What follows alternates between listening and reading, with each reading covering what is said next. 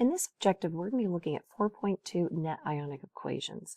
So the objective states that we should be able to represent changes in matter with a balanced chemical equation or a net ionic equation. So this is for physical changes. This is also about giving information about the identity of the reactants and our products that we're working with, and also, most importantly, for ions in a given chemical reaction. The fact that it's called net ionic equation, the word ion comes from ionic, because an ionic compound consists of ions, or cation and anions. So first, let's talk about electrolytes. So an electrolyte is a substance that conducts electricity through the movement of ions. I don't want us to get confused and think that this is not thinking that this is the movement of electrons. Okay, so this is mostly about the ions themselves, not the electrons moving around, because that can get confused with metallic compounds, so don't get confused with that. So we actually have three types of electrolytes. We have a strong electrolyte, which this is when 100% of the compound breaks up into ions. So if you actually look at this diagram right here, you can see all these positive and negatives. If you actually look at the one next to it, the weak one, you can see some particles are still together, like right here, right here, right here. Those are all staying together. So let's talk about weak electrolyte now. So this is when less than 100% of the compound breaks up into ions.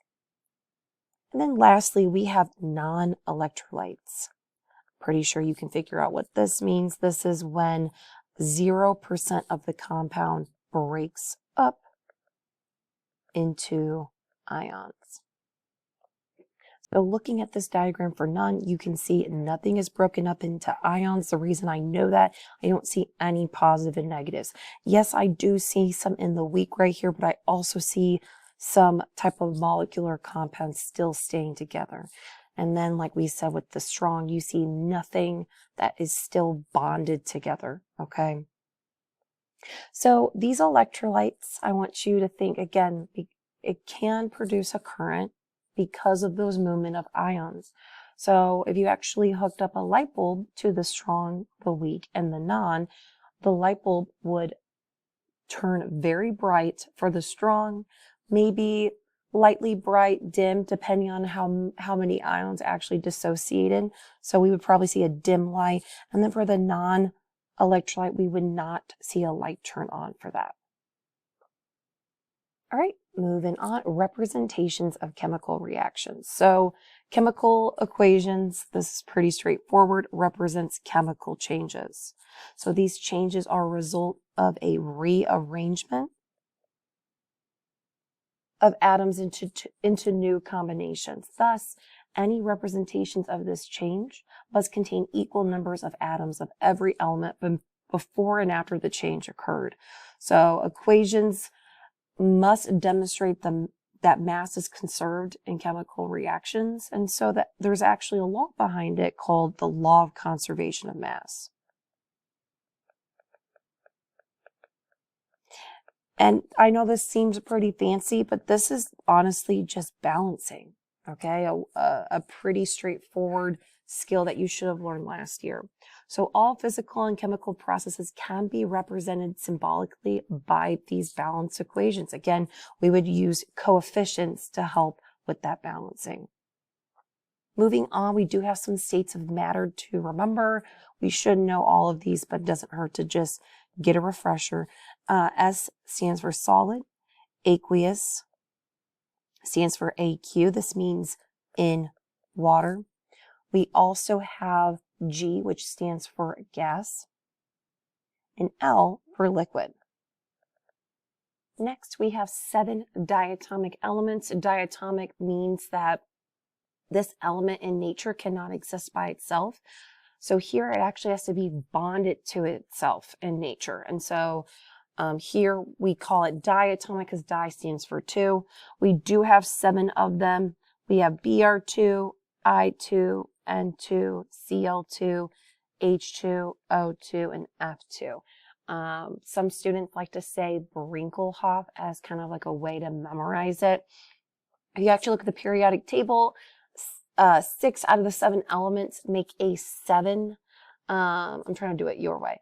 7 on the periodic table. So nitrogen, oxygen, fluorine, chlorine, bromine, iodine, those are all right there. But hydrogen, of course, is all the way in group 1. All right, just kind of a few basics about chemical reactions. Again, this is majority just of a refresher. Reactants are going to be on the left side of the reaction, while products are to be found on the right side. So you can see here, these species to the left are my reactants, and then to the right are my products. These numbers right here are coefficients. Again, this helps with balancing. This arrow is actually called the yield arrow. I don't know if you guys actually were told what that's called. Yield arrow, think of yield as in production, producing. So the yield arrow always points towards the products. And then here, these subscripts, the subscripts tell us how many of that element are in that compound.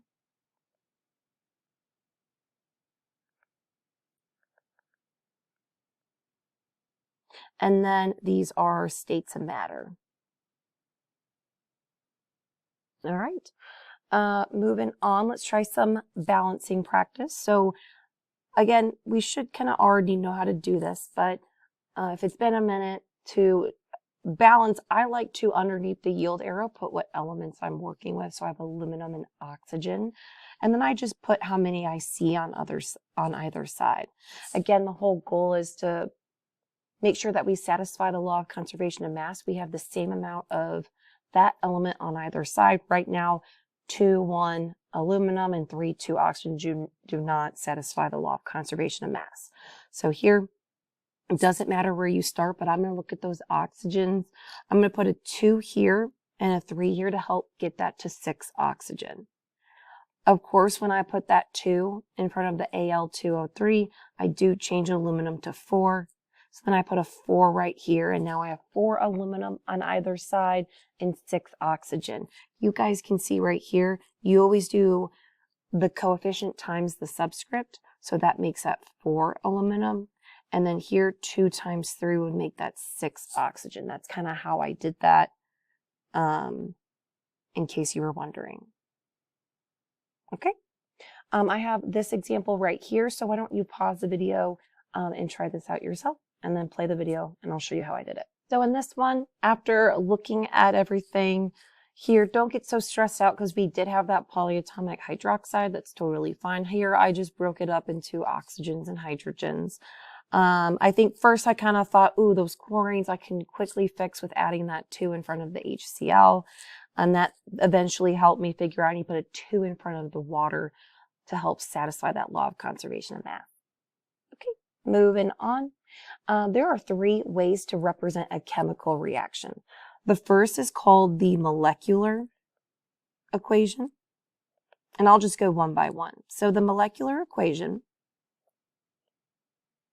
I'll just put some color to it. Molecular equation shows us the complete neutral formulas for every compound in the reaction.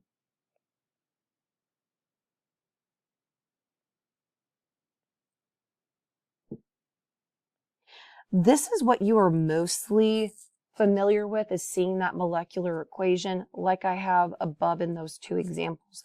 Those will be examples of molecular equations. Next is the complete overall ionic equation. This one is a little bit more fancier, but nothing to stress. This is more of a, these 2 right here are going to be completely new to us, but here, this might be one of those things where this is kind of the work to get us to number 3. So don't think of it as you'll always be doing a complete ionic equation. We would just do the complete ionic to help us figure out the net ionic. which is our third one. So here, this shows us all of the species as they are actually present in the solution. So here, when we say complete overall ionic equation, remember our ionic compounds are dissociated into ions because they are dissolved in water. So here we would just, when we do the complete overall ionic, it's basically how they would be represented in those solutions, okay? And lastly, because I kind of spoiled it, our third one is called the net ionic equation. This is the most important one for this objective. Here, the net ionic equation tells us what actually happened, changed, I can't spell happened, changed in the reaction. So you actually cancel out any ions that are the same on either side. And we actually call these spectator ions, which we'll get to in here shortly. But basically, the net ionic is kind of more of a simplified version of what was the only thing that actually changed, and that involves states of matter. That involves, maybe an ion going to a solid. So the net ionic is kind of important, especially if you want to zoom in on a macroscopic scale, like what particles actually change and what just happened to just be there, chilling, not even changing the entire time. So let's look at this. So here, this example that I have, this is called a precipitation reaction. So here I have my balanced chemical equation. And so before I get started to show you what the overall ionic equation looks like, I want us to add like a little chart right here. So solids, liquids, and gases do not break up into ions. This is very, very, very important, okay? So remember, I said ionic compounds dissociate into ions. So if you had solid, liquid, gas, there should be no ions. So when I look at this example, I only see 3 species there that are considered AQ. AQ meaning dissolved in water, aka a solution. So what we're going to do in these examples, for this species, this one, and this one, we are going to break them up into ions. So here, this becomes lead 2 positive AQ, and this becomes 2 nitrate ions AQ. So here again, it's kind of like what we learned in Unit 3 when we were writing dissolving reactions. We took the solid and broke it up into ions. It's very similar to what we're going to be doing here. Next, I have 2 sodium ions, 2 chloride ions. Then I have my arrow, and I'm kind of running out of room. So 2 sodium ions, 2 nitrate ions, and then that solid will just stay a solid, okay? Because it will not be breaking up into ions. We would physically be seeing that precipitate that solid, okay? And again, I'm going to write this up here. A precipitation reaction is making a solid. We did talk about the beginning of the unit. I want to make sure we understand. Right, moving on. We'll come back to this, okay? Let's look at some examples where it isn't so crazy like that precipitation. So let's look at some dissolving examples. So let's look at dissolving when it becomes for ionic and strong acids and bases. So I want us to the right, write strong acids, because we actually have 6 strong acids, and we're going to have that memorized. They are HCl, HBr, HI, HNO3, H2SO4, and HClO4. So these are our 6 strong acids. You will have to have those memorized. I'm going to come back to them in objective 4.8. But for right now, it doesn't hurt to just tell you what they are. And then for our strong bases, these are going to be a group 1 or group 2 metal attached with a hydroxide. So that would be like NaOH, magnesium, hydroxide. Again, these are just going to be a few of the examples. Obviously, any of the group 1 metals and group 2. All right, so going back to the dissolving examples for ionic and strong acids and bases. So looking at this one right here, we have NaCl solid breaking up into NaCl-AQ.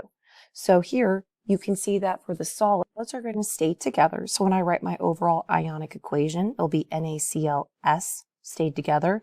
But then our NaCl-AQ will break up into the ions, the sodium ion and the chloride ion, because NaCl is an ionic compound. So if you see an AQ, that means that it was dissolved in water. Next, I have HNO3 solid making HNO3AQ. So first things first, I do see the solid, so I'm going to keep my HNO3 together. HNO3, looking back at the top right-hand corner of our notes, you should see HNO3 is one of the strong acids.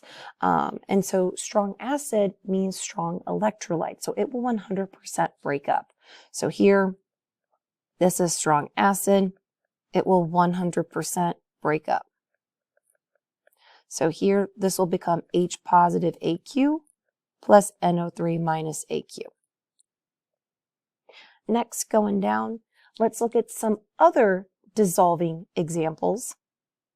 But here, our examples involve non-ionic / covalent and weak acids and bases. So here I have this example of C6H12O6 solid, but then it ends up being dissolved in water, AQ. So when we write the overall ionic, like we did in the above examples, our solid stays together, and C6H12O6 is considered non-ionic, or we can just say it's covalent. It's carbons, hydrogens, and oxygens. So I'm actually just going to keep that compound together. We do not break it up because there's no ions. It's not carbon 4 positive, hydrogen positive, and O2 minus. That doesn't make sense. This is a covalent compound. There's no ions. We keep it together. And again, there's no ions. So there's nothing to break up. This example right here is HF. Here, this is actually a weak acid. The reason I know that is when I scroll up, it's not one of the 6. Yes, you'll notice HCl, HBr, and HI are indicated on there, and they're found in the same group, the halogens. But HF is actually considered a weak acid because it doesn't want to break up. Think about fluorine. It's the most electronegative element. It's considered weak because it doesn't want to break up. It wants to keep that hydrogen bonded to it because it's highly electronegative. So here it breaks up less than 100%, so we cannot break it up into ions.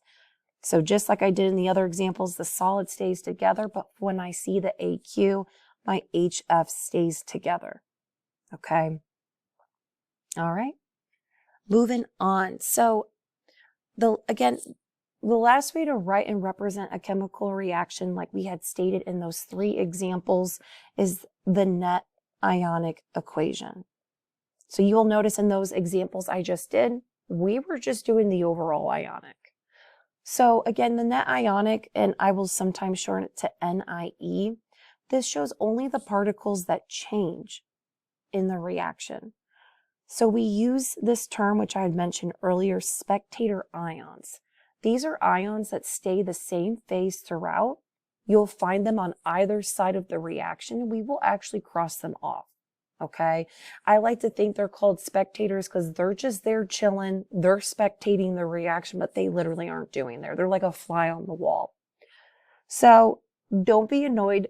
This example we just did that was the first example we did previously. Okay, so the overall ionic is what we kind of did earlier. So looking at that overall ionic, try to see things that you see the same on either side. You should see that the nitrates and the sodium ions are the same. So here I see a nitrate AQ and a nitrate AQ on either side, I also see 2 sodium ions, both in the aqueous form. We will actually cross these off, okay? And again, this will be my spectator ions. They did not change phases the entire time. So here, the net ionic, again, which shows us what actually changed. What changed was our lead-2 positive ion and our 2 chlorine ions joined together to make our solid that precipitate, okay? So that ends up being our net ionic equation, right? Again, a few hints, like we had mentioned before, solids, liquids, gases do not break. And then remember that weak acids and bases and covalent compounds do not break. And again, when I mentioned the word weak, I'm talking about a weak electrolyte, like I had mentioned at the beginning of these notes. Okay. All right, so I have problem 1 that we're going to do together, and I actually have another problem for you to try afterwards. So before we actually start these problems, I actually want to show you something real quick. Solubility rules, okay? This is a solubility chart that you can find on the internet, totally fine. We have soluble ionic compounds and insoluble ionic compounds, and this solubility we had talked about in Unit 3, talking about what ionic compounds dissolve in water and which ones don't. So for the test, they're going to have you memorize all of these ions. And granted, we have this chart. It's awesome. They used to have you memorize the entire chart. You don't have to. You just have to remember that all sodium, potassium, ammonium, nitrate, and acetate compounds will always be soluble in water, meaning those will always be your AQ. The other compound will always be your solid, okay? Because what's going to happen is you're going to have to predict products, okay? And when you're predicting, you have to choose which one will be your AQ and which one will be your solid, okay? And then, yeah, anything they are bonded to will make the state of matter aqueous. All right? So, yeah, let's do problem 1. So here we have copper 2 nitrate solution reacts with potassium hydroxide to form a blue precipitate. That tells me that copper hydroxide is my solid, and then some other compound. So we're going to have to figure out what that is. So let's first write my 2 reactants. And don't forget states of matter. So here, remember, this is going to be a double replacement in the sense of precipitation. We need to trade places the copper and the potassium. So I know I make copper hydroxide, so the other one's potassium nitrate. Which, let's say they didn't tell you the copper 2 hydroxide was the solid. I'm seeing that KNO3, that nitrate tells me it has to be the AQ. I then also need to balance, so I'll put a 2 here, and I'll put a 2 in front of the potassium. Now it's time for the overall ionic. So you're going to break up all the aqueous, because they're ionic compounds, and the solid we're going to keep together. This is going to take some time, so you have to go make sure you go really slowly, making sure you don't forget anything. Now I will note, because I have this subscript 2 for the nitrate, that 2 comes out, all right? I have 2 of these nitrate ions, all right? Then I have 2 K positive plus 2 OH minus Q. Then I have my solid together, 2 potassium, 2 nitrates. This is probably the worst part of doing all these. Identify the spectators here, potassium, and my nitrates. Then my overall net ionic, the rest of the things I did not cross off.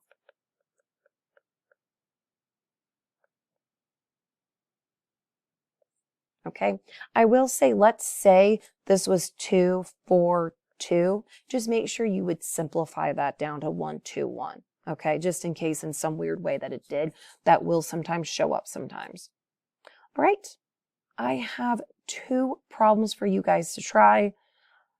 Take your time with this. Make sure you pause the video so you don't see any answers, but I'll have the answers for you, and then I'll talk it out with you once you play the video. So for the first one, this is kind of like what we were seeing, this precipitation reaction. So I actually was kind of expecting to have 2 spectator ions. So here, after breaking everything up except that solid, I saw it was sodium and the nitrates I crossed off. So then I got my net ionic as sulfate, plus the lead-2 ions makes lead-2 sulfate. Then for the second example here, this is unlike an example we've seen before, but just make sure you use the hints and the rules. Solids, liquids, and gases don't break up, and then weak non-electrolytes will keep together still. So here I kept the magnesium by itself. I broke up the copper and the chlorides. I then kept the copper solid by itself, and then I broke up the magnesium chloride ions. So here, even though you see magnesium here and magnesium here, they're not the same thing. This is magnesium ion, aqueous. This is magnesium solid. Those do not break up. So here I only actually have 1 spectator ion, and it's the chloride ion. And then I get my net ionic equation, just getting rid of those chloride ions.